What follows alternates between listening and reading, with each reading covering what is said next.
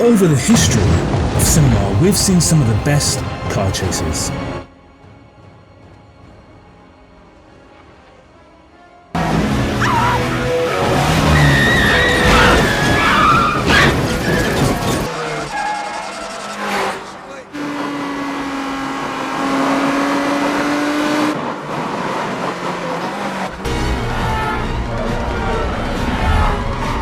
And the worst.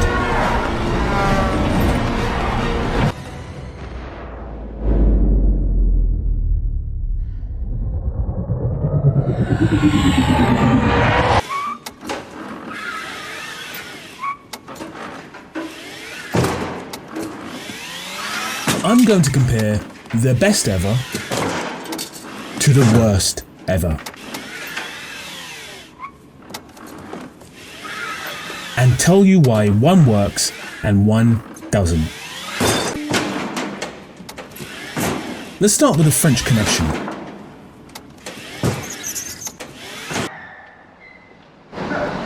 This 1971 classic is a remarkable film. It features the incredible Gene Hackman as a morally and politically incorrect detective, Popeye Doyle.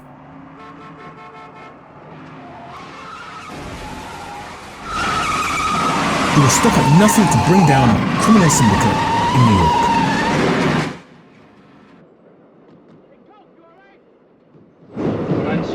The unique thing about this sequence is that it's not strictly a car chase, it's actually a car and train chase.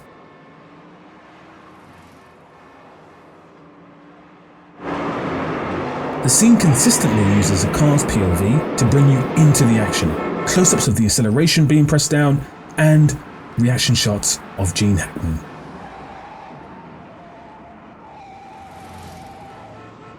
Nowadays, a shot like this would be easy. Back in 1971, director William Friedkin didn't have the luxury of CGI nor high-tech technology. The cameras were clunky and huge, so this shot is even more remarkable. And has there ever been a more scary or visceral moment in a car chase than this?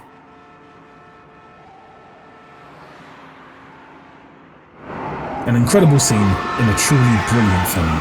The French Connection changed crime films forever and won 5 Academy Awards in the process. Now, Spectre.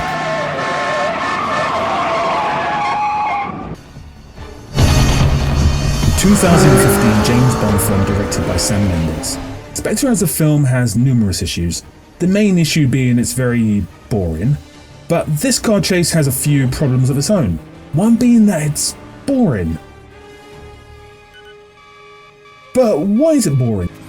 Oh, you've got to be kidding me. Well, firstly, there are so many pointless cuts. They cut to the expressionless James Bond continuously. Also, this scene plays like a comedy scene and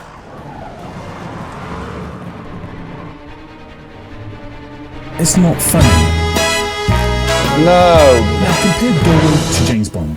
Chalk and cheese. One is adding to the effectiveness and the tension, the other barely looks in danger. Now granted, James Bond is not meant to look in danger, he's a cool, collected customer. But for this scene in particular, it really takes away from any sense of tension or anticipation.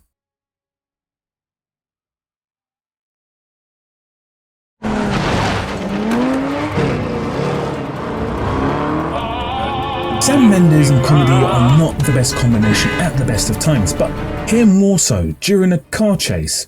It brings what already is a low-key chase to a grinding halt. And criminally, it ends like this.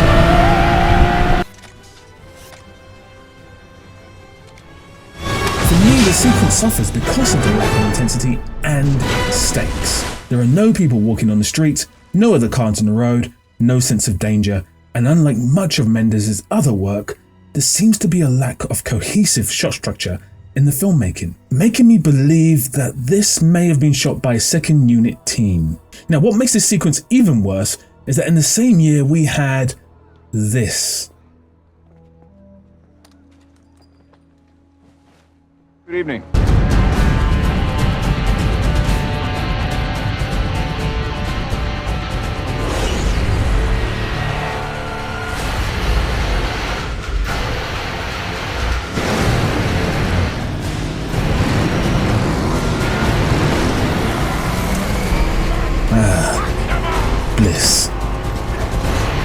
see, since the 2000s, there's been this over-reliance on CGI, and car chases seem to have suffered the worst. The original Fast and the Furious film, which came out in 2001, has relatively grounded car chases.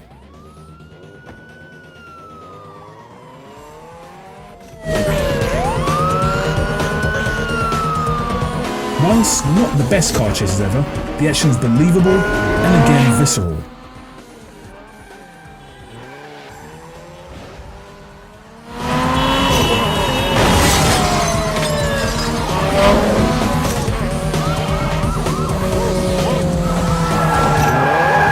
And it abides by the laws of physics. Now this is a car chase from F9, which was released in 2021.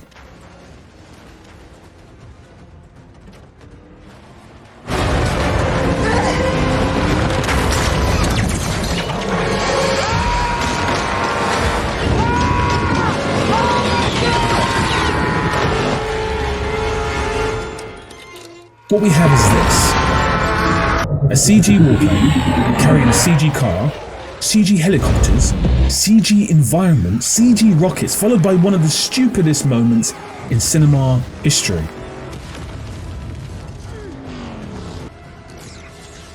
No, come.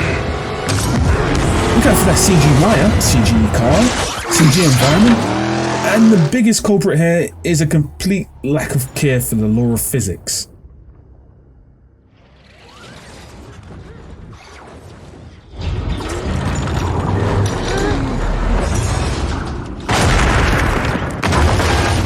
That is not possible.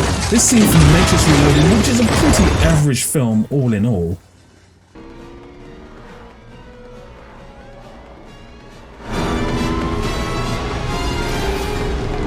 has some of the best action sequences of the trilogy. And it contains, for me, the best car chase sequence of all time. Now, there was such dedication to getting this scene right that in addition to using the studio, they also had a 1.5-mile freeway constructed at the decommissioned Naval Air Station in Alameda, California, specifically just for the film. It is to date the biggest constructed film set in film history. It took 7 weeks to shoot this sequence and was pre-planned for a year. There was like this group of all these young guys who were doing kung fu and wire work. And then in the back of the room, there were these old cowboys. And these guys were just like still, big belt buckles, Levi's, looking like they're from the 50s, hard boys. And I was like, who's that? Excuse me. And they're like, those are the drivers. And I'm like, ooh. Now, there was CGI in this sequence, but it was shot in 2001, so it was used to complement the scene and not create the scene, which always works better. And look, it pays off on screen. It is a 14 minutes white knuckle experience that keeps raising the stakes until we get this incredible ending.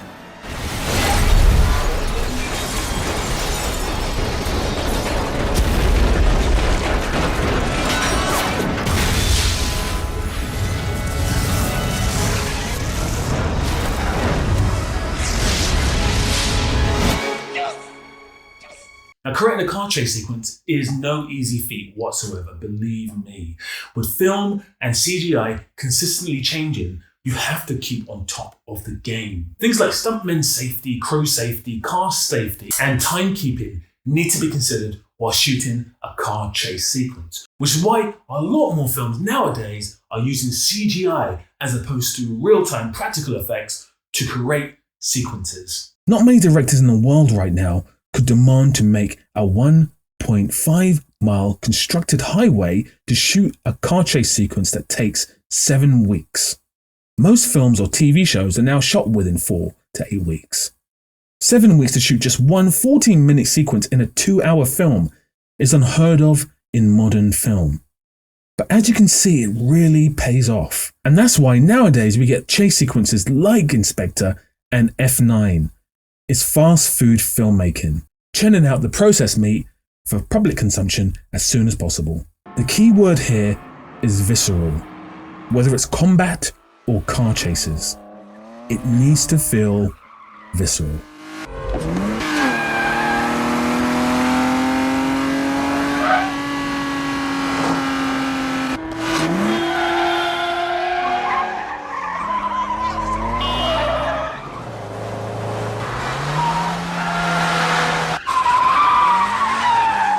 If you haven't subscribed yet, please do hit the sub button. Also hit the notification button so you can be notified when I post a new video. Also hit the like button. It really helps with the algorithm and helps the channel grow, which is also very amazing and wonderful. If you do want to join and be a member of the channel, there's now an option to do that on my community page and on my page in general. You can hit on the join button. There's loads of lovely benefits for you. You get a little badge. You also get exclusive content eventually when I make some. And thank you so much if you've subscribed already and you've been following and commenting, and I've had some amazing conversation with some amazing people as well. Thank you for the super chat. All those people who give me super chats so far. I've had some really lovely comments and some really amazing conversations with some really amazing people. And I want to keep that going. I want us to grow and grow and grow. And I don't want to be in a position where I can't reply to everyone's comments. So I will try, no matter how many subscribers we get over the next year or so, to try and respond to every person's comment. If you have any questions about filmmaking, if you have any questions about the channel, do let me know in the comments. I will reply to it. Also, Tommaso, thank you so much for showing me your short film. It was really good. I really enjoyed it. You've got a lot of potential, so keep doing your thing. It's not easy out there. Believe me, I've made 5 feature films and none of them have been easy to shoot. But as long as you keep doing what you want to do, it doesn't matter. Listen, it's amazing talking to you guys. There's some videos over here, and until we speak again, big love.